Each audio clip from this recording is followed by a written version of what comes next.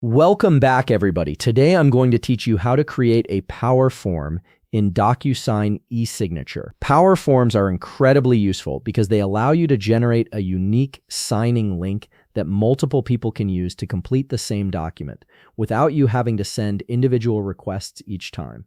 Let's get started. First, open your web browser and navigate to DocuSign.com. Once the page loads, go ahead and sign in using your credentials.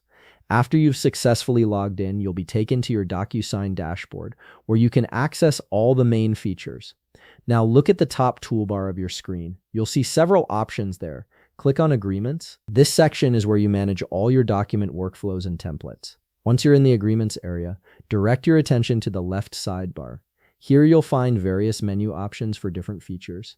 In that left sidebar, click on Powerforms. This is where you'll be able to create and manage all your Powerform links. However, here's something important to note. Before you can actually enable and use Powerforms, you must first upgrade your account. Powerforms are not available on the free tier of DocuSign, so if you're currently using a free account like I am, you'll need to upgrade to a paid plan to unlock this feature. Since I'm demonstrating with a free account that hasn't been upgraded yet, I'll walk you through what the next steps would look like once you have access. Once your account is upgraded and Powerforms are enabled, you'll be able to proceed with creating one. The first thing you'll do is click Start. This initiates the Powerform creation process. Next, you'll select Powerform as the type of form you want to create. This tells DocuSign that you're setting up a reusable signing link rather than a one-time document.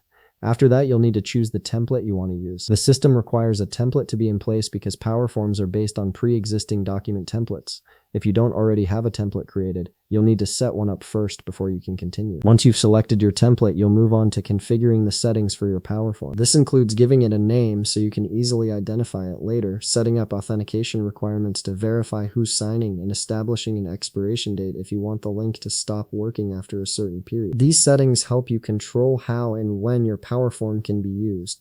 After you've configured all your settings to match your needs, click Create. The system will process your settings and generate the Powerform. Once it's created, you'll be provided with a unique Powerform link. Go ahead and copy this link. You can then share this link with anyone who needs to sign the document, and each person who uses it will be able to complete their own version without you having to manually send out individual requests. And that's how you create a Powerform in DocuSign eSignature. Once your account is upgraded, this feature becomes a powerful tool for streamlining repetitive signing processes. If you found this video helpful, please leave a like, subscribe, and see you in the next video.